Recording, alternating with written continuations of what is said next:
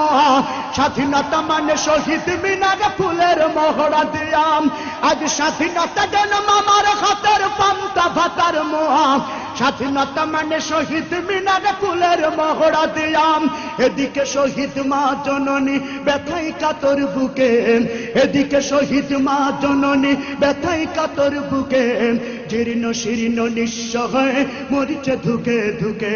ওই শহীদ মায়ের করুণী কান্না শুনিতে আমি চাইনি ওই শহীদ মায়ের করুণী কান্না শুনিতে আমি চাইনি